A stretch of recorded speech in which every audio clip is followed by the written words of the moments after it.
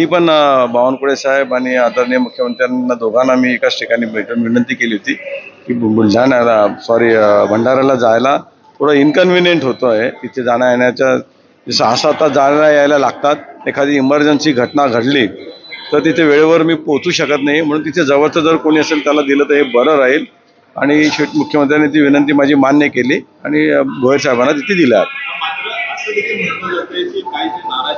अजिबात नाही, कसली काही नाराजी नाही, काहीच नाही. मी स्वतःहून दिलं तेव्हापासून त्यांना विनंती करतो की भंडारा माझ्यासाठी इनकन्व्हिनियंट राहील जायला यायला.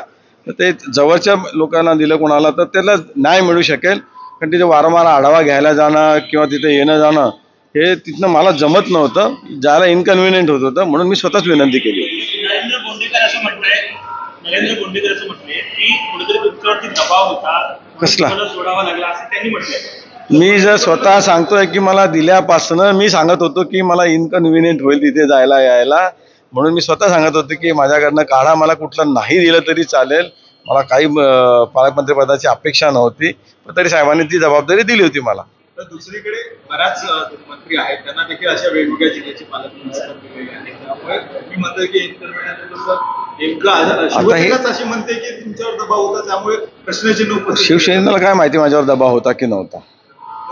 मी स्वतः सांगतोय की मी दिल्या दिवसापासून आदरणीय मुख्यमंत्र्यांना सांगत होतो. त्या प्रदेश अध्यक्ष बावनकुळे साहेब होते, त्यांना मी सांगत होतो की साहेब मला इथे जायला यायला जमणार नाही. त्या जिल्ह्याचा जर काही न्याय द्यायचा असेल, तिथे काही घटना घडल्या इमर्जन्सी, तर जायला यायला जमत नाही. म्हणजे जेव्हा स्पष्ट घटना सांगतो तुम्हाला की तिथे ऑर्डनन्स फॅक्टरीमध्ये एक ब्लास्ट झाला होता. काम करताना कामगार तिथे काही जखमी झाले होते, काही मेले होते. मी त्यावेळेस दिल्लीला होतो, माझ्या घरी लग्न होतं, तर मला यायला 2 दिवस लागले तिथे. मग अशा इमर्जन्सी घटनेमध्ये सुद्धा तिथे जर वेळेवर मी पोहोचू शकत नसेल तर मग तिथे थोडंसं लोकांना त्या गोष्टीचं वाईट वाटू शकतो. म्हणून मी म्हटलं की साहेब तिथे जर जवळच्या माणसाला दिलं तर पटकन त्याला जायला यायला किंवा तिथे डिसिजन घ्यायला बरं राहील, म्हणून तुम्ही जवळच्या माणसाला द्यावं तिथे.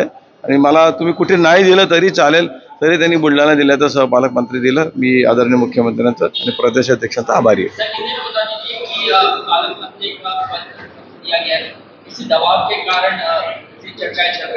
बिल्कुल भी दबाव नहीं था. जिस दिन से मुझे पालक मंत्री भंडारा दे गया, मैंने उसी दिन से आदरणीय मुख्यमंत्री जी से कहा था कि मुझे जाने आने के लिए असुविधा होगी, वहाँ जाना आना ठीक से हो नहीं पाता है, इसलिए मुझे आप भंडारा का पालक मंत्री किसी जो नज़दीक का आदमी उसको दे दिए, जो वो ज़िले को तुरंत जाके न्याय दे सके.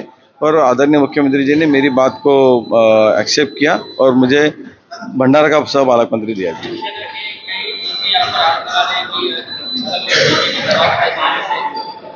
शिवसेना को क्या मालूम हमारे ऊपर दबाव था नहीं था, क्या हमारे भाजपा का इंटरनल मैटर है ये. और जब मैं खुद कह रहा हूँ कि मैंने खुद से बोला था कि मुझे भंडारा पालक मंत्री पद नहीं चाहिए, मैं वहाँ जा नहीं सकता हूँ, शिवसेना का क्या मतलब है.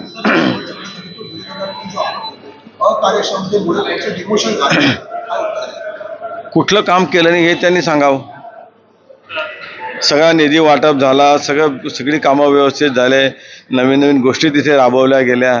मी सांगतो की मी स्वतःहून सांगितलं की मला तिथे जायला यायला इनकन्व्हिनियन्स होतं, म्हणून मी सांगितलं होतं की मला तिथे भंडारा काढा माझ्याकडनं, ते दुसरं कोणाला तरी द्या.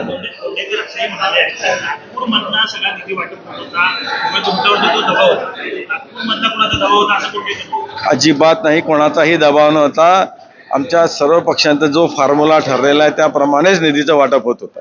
आणि जर असं काही दबाव असता किंवा निधीचं म्हणजे अव्यवस्थितपणे वाटप जर झालं असतं तर DPDCची मीटिंग आहे, तिथले आमदार आहेत, त्यांनी तिथेच बोललं असते मला.